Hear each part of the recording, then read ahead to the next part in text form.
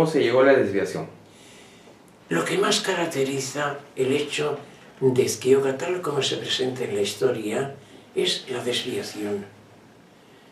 El padre, el jesuita Roche Gironella, decía que todas las apariciones en principio son buenas y luego se desvían.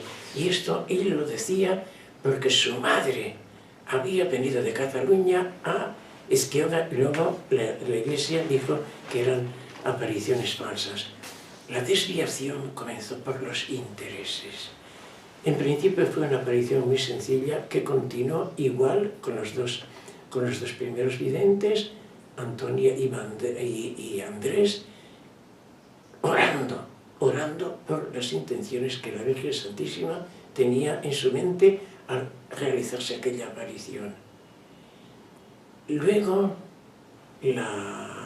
creció el número de videntes y entonces surgió un fenómeno un poco especial, el interés, primeramente el interés religioso o el interés de la Iglesia. Se quería que Esquioga se acomodase al molde de Lourdes, es decir, con milagros. Esquioga iba a ser otra cosa. Entonces nació por este pie forzado de los milagros, saltó el interés por lo milagroso que la prensa se encargó de airear muchísimo, y entonces cuando se creó el ambiente de la espectacularidad del milagro que se esperaba, surgieron los falsos milagros. Entonces la desviación se debió en cierto sentido a la misma presentación de Esquioga como en Lourdes. Este fue un interés de la Iglesia. Luego fue el interés político, sobre todo el interés político, porque la aparición de Esquioga aconteció al día siguiente de las elecciones constituyentes que formaron el primer parlamento legislativo de la República, y entonces España estaba como en una condición histórica ciertamente, pero también histérica. ¿Aquí qué va a pasar?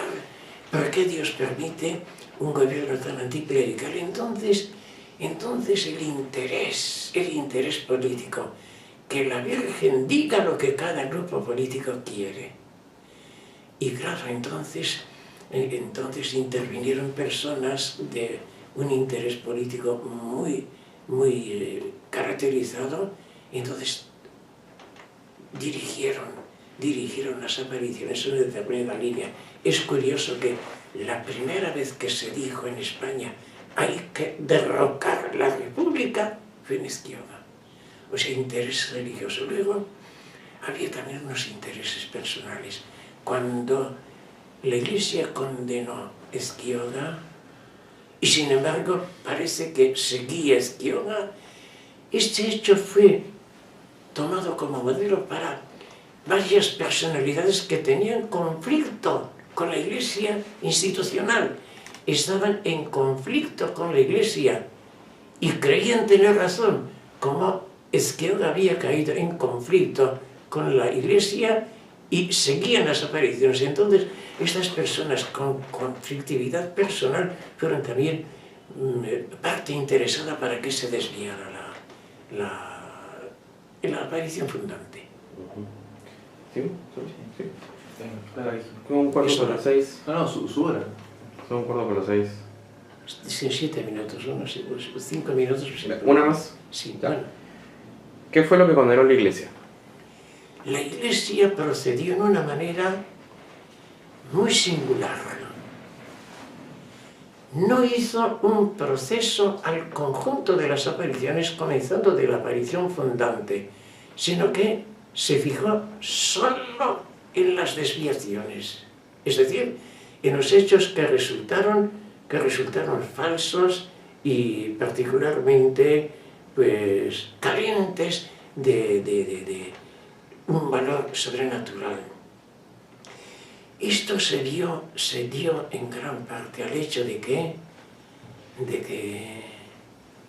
era muy difícil que el obispado de Vitoria diera un dictamen positivo, porque si la Iglesia dice Ezquioga es verdad, España hubiera caído en una guerra religiosa, porque si Ezquioga, las apariciones son verdaderas, en España no puede haber un gobierno anticlerical.